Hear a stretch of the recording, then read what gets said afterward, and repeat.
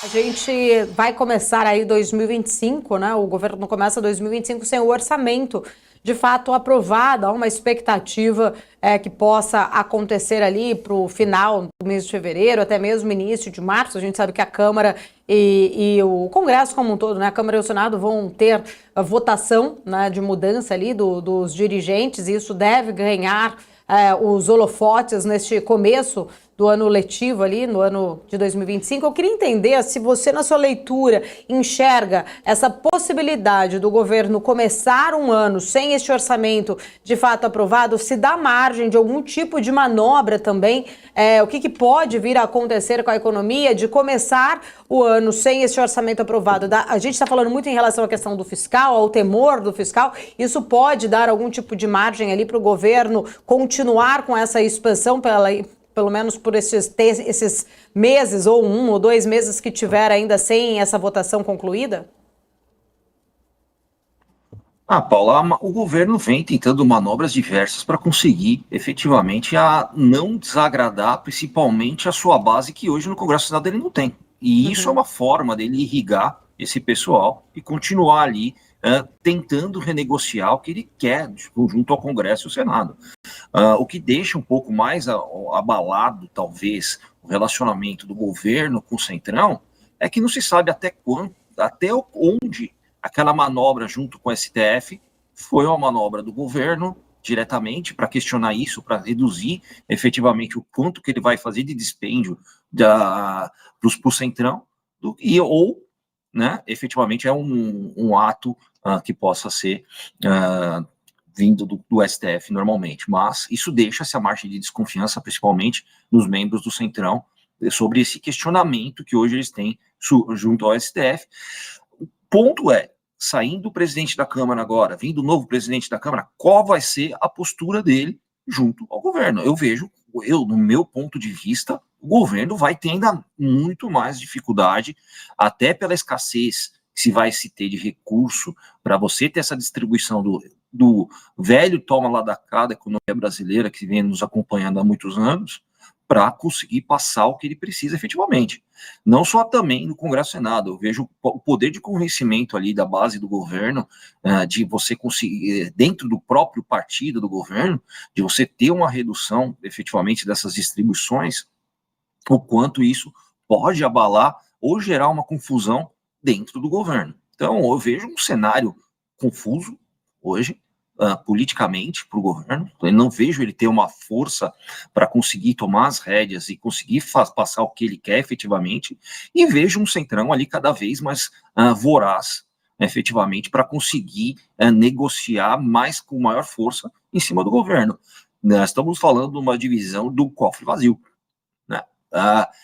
Como que o Brasil vai lidar com uma divisão do cofre vazio numa política que se tem essa tradição do toma lá da cá, e aí como que o governo vai sair efetivamente desse buraco que ele acabou de se enfiando, que eu acho que é o buraco pior que ele pode ter, que é uma desconfiança, tanto interna quanto externa, que a gente pode ver esse fluxo de capital estrangeiro que se saiu no ano de 2024, estamos falando basicamente de um mês positivo de entrada de capital de estrangeiro, o resto do ano basicamente saídas, isso demonstrando a não confiança que se tem hoje de Brasil.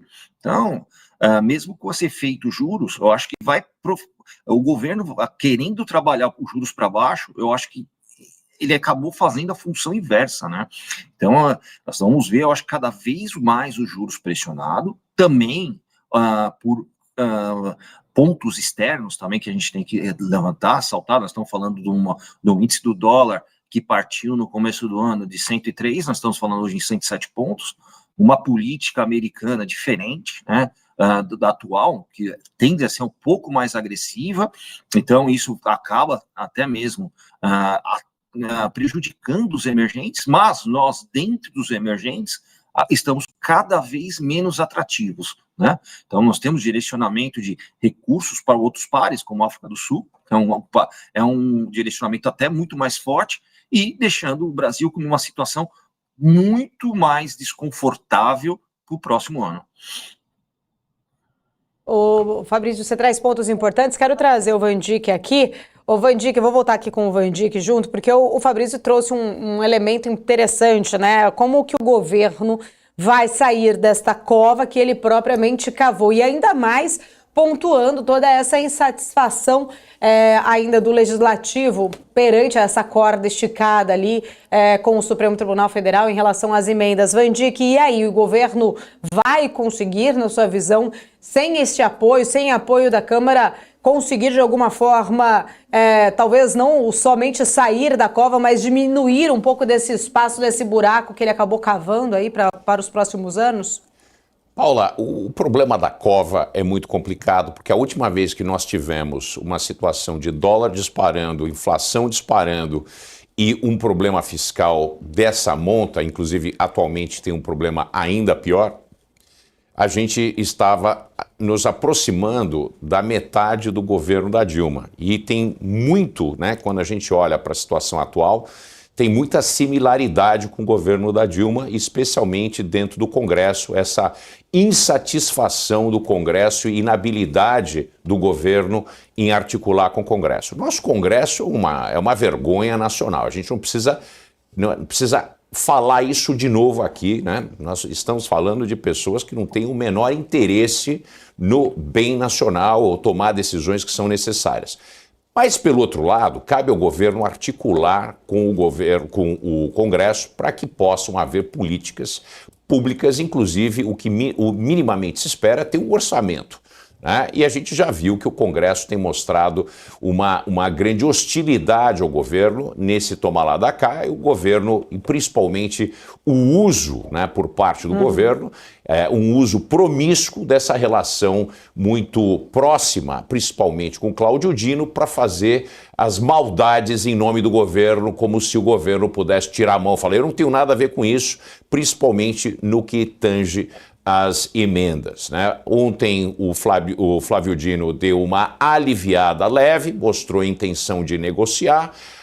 Nós devemos, obviamente, nós vamos chegar a um consenso e vamos ter um orçamento. Agora, não vai ser o orçamento que o governo quer e o que vai acontecer é, de novo, esse descalabro fiscal. O governo vai gastar mais, vai ter um problema sério, a dívida vai se acumular, a taxa de juros já está contratado pelo menos 200 pontos aí nos próximos meses. A perspectiva é que chegue a talvez mais de 350 pontos em cima do que a gente já tem aí contratado. Né? São 3,5 pontos em cima da situação atual, chegando em torno de 15,5%, que é o meu número para a Selic esse ano.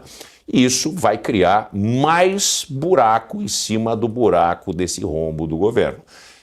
Infelizmente, quando a gente não tem um plano para o país e que não existe um consenso entre o legislativo e o governo de quais são as prioridades, nós temos essa situação atual. E isso, grande parte da falha nisso é o governo que quis se eleger, prometeu na sua campanha um governo de consenso, de coalizão, e criou um governo petista. Então, toda a responsabilidade, ainda que o Congresso seja perverso, né? Não precisamos entrar nessa seara, mas a atuação do governo é vergonhosa. Prometeu, isso não pode ocorrer.